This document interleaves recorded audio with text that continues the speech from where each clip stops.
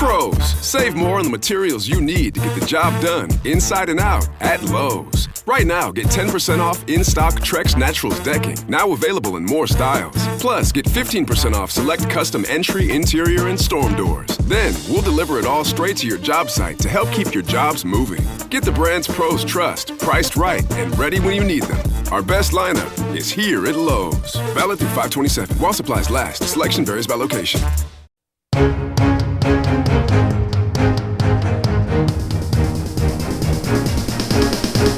This is the Washington Times front page for Memorial Day, Monday, May 25th, 2026.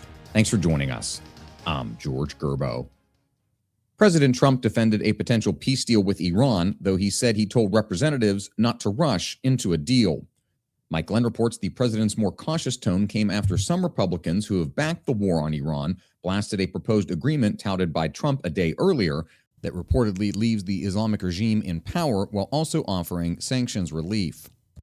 A senior U.S. official told reporters the U.S. and Iran agreed in principle to a deal that would bring the war to a close once Iran reopens the Strait of Hormuz and commits to disposing of its highly enriched uranium.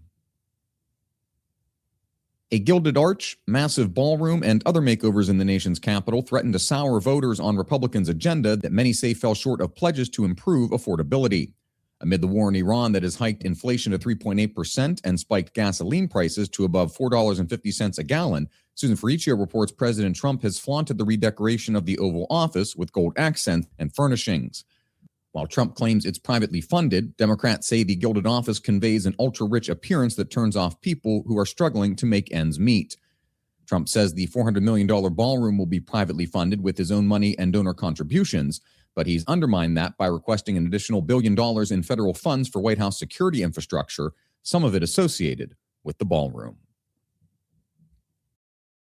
The U.S. has gone nearly 18 months without a Senate-confirmed Surgeon General, cycling through failed nominations and acting replacements, and now some are asking whether the position needs to exist at all. Jeff Mordock reports the vacant position has prompted some libertarians and right-wing influencers to call for the office of the Surgeon General to be dissolved and for its responsibilities to be shifted to other agencies.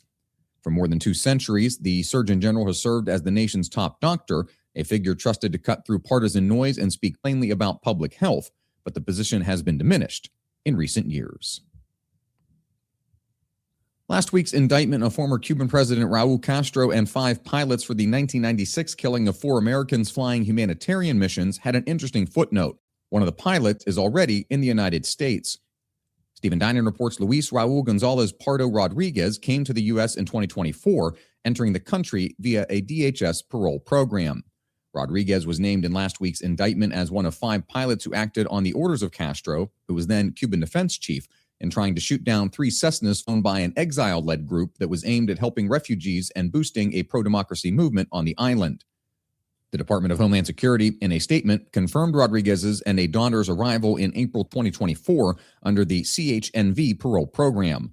It said his parole was canceled on April 25, 2025, after DHS terminated the program altogether.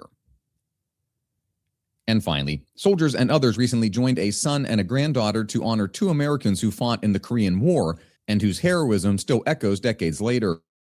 Andrew Salmon reports the gathering commemorated U.S. Army General John Singlaub, a Special Forces member, and U.S. Army Colonel William Weber, who recovered from serious wounds to spearhead the U.S. Korean War Veterans Memorial, which opened on the National Mall in 1995.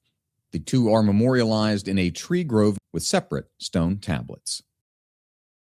Find all today's front page stories at WashingtonTimes.com/front page or the Washington Times app, and find us wherever you get your podcasts. You can also find us on social media at Wash Times for breaking news, sports, commentary, and more.